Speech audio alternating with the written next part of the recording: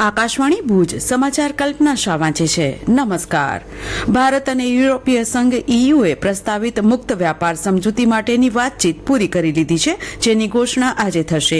તેનો ઉદ્દેશ્ય બંને પક્ષો વચ્ચે વ્યાપારને પ્રોત્સાહન આપવા ઉપરાંત આર્થિક સંબંધોને મજબૂત કરવાનો છે. વાણિજ્ય સચિવ રાજેશ અગ્રવાલે કહ્યું કે આ સમજૂતી સંતુલિત અને દૂરદર્શી છે, જે ભારતને યુરોપીય સંઘ સાથે વધુ સારા આર્થિકીકરણમાં મદદ કરશે અને બંને અર્થવ્યવસ્થાઓ વચ્ચે વેપાર અને રોકાણને પ્રોત્સાહન આપશે. આ સમજૂતીની જાહેરાત યુરોપીય સંઘ ભારત શિખર સંમેલનમાં કરવામાં આવશે. કેન્દ્રીય સંસદીય કાર્યમંત્રી કિરણ રિજિજુએ બજેટ અધિવેશનથી પહેલા આજે 11 વાગે સર્વદળીય બેઠક બોલાવી છે. આ બેઠકનો હેતુ કાર્યવાહીને સુચારુ ચલાવવા તેમજ સત્ર દરમિયાન મુખ્ય રાષ્ટ્રીય મુદ્દાઓ પર ચર્ચા કરવાનો છે. બજેટ અધિવેશન કાલથી શરૂ થશે. સત્ર દરમિયાન કુલ 30 બેઠકો યોજાશે. 1 ફેબ્રુઆરીના દિવસે 2026-27નું કેન્દ્રીય અંદાજપત્ર રજૂ થશે. કેન્દ્રીય ગૃહ અને સહકાર મંત્રી અમિત શાહ આજે રાજ્યના પ્રવાસે આવશે. તેઓ ગાંધીનગરના અડાલજમાં સમયો મહોત્સવમાં ઉપસ્થિત રહેશે. ઉલ્લેખનીય છે કે શિક્ષાપત્રી લેખનના 200 વર્ષ પૂર્ણ થવાના ઉપલક્ષ્યમાં શ્રી સ્વામિનારાયણ મંદિર કાલુપુર દ્વારા આ વિશેષ કાર્યક્રમનું આયોજન કરાયું છે. કેન્દ્રીય ગૃહમંત્રીના આગમનને પગલે વહીવટીતંત્ર અને પોલીસ દ્વારા સઘન બંદોબસ્ત ગોઠવાયો છે. કૃષિ અને ખેડૂત કલ્યાણ મંત્રી શિવરાજસિંહ ચૌહાણે જાહેરાત કરી હતી કે સરકાર ખેડૂતો પાસેથી લઘુત્તમ ટેકાના ભાવે તુવેર, મસૂર અને અડદ સહિત કઠોળની 100% ખરીદી સુનિશ્ચિત કરવા માટે કામ કરી રહી છે.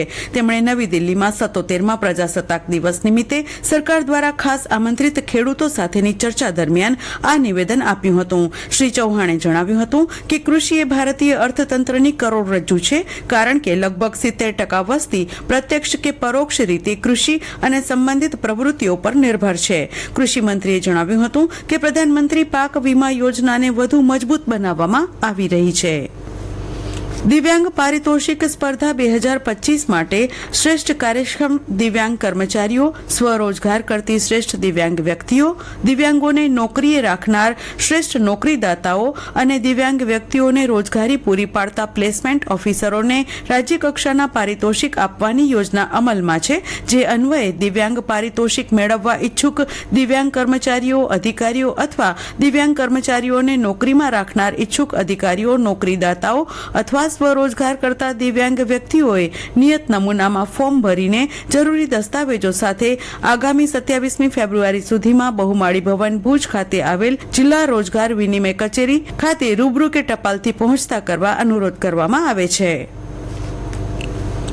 મહિલા પ્રીમિયર લીગના રસાકસી ભર્યા મુકાબલામાં મુંબઈ ઇન્ડિયન્સ ટીમે રોયલ ચેલેન્જર્સ બેંગ્લોરની ટીમને 15 રનથી હાર આપી હતી.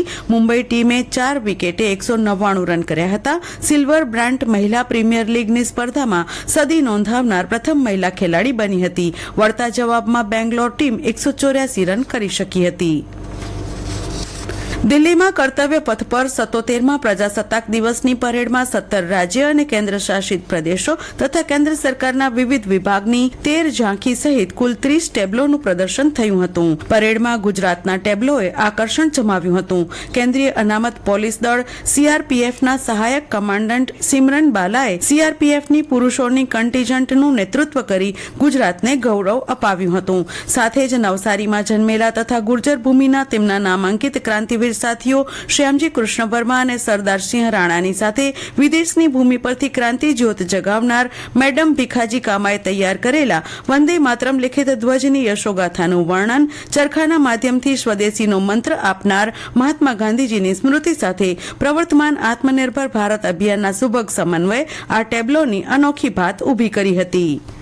રાજ્યમાં ઠંડીનું જોર યથાવત છે, ત્યારે હવામાન વિભાગે આગામી 24 કલાક બાદ ઠંડી વધવાની આગાહી કરી છે. ત્યારબાદ ધીમે ધીમે ઠંડી ઘટી શકે છે. 9 ડિગ્રી લઘુત્તમ ઉષ્ણતામાન સાથે નલિયા રાજ્યનું ઠંડુ મથક બન્યું હતું. જિલ્લા મથક ભુજમાં પણ ઠંડીનો પ્રકોપ યથાવત રહ્યો છે. ભુજ ખાતે 10 ડિગ્રી લઘુત્તમ ઉષ્ણતામાન નોંધાયું છે. ઉત્તર ભારતમાં થયેલી હિમવર્ષાની અસર કચ્છમાં સ્પષ્ટ વર્તાઈ રહી છે. વહેલી સવારથી ફૂંકાતા બર્ફીલા પવનોને કારણે જનજીવન પ્રભાવિત બન્યું છે. અને આ સાથે આ સમાચાર બુલેટિન પૂરું થયું. નમસ્કાર.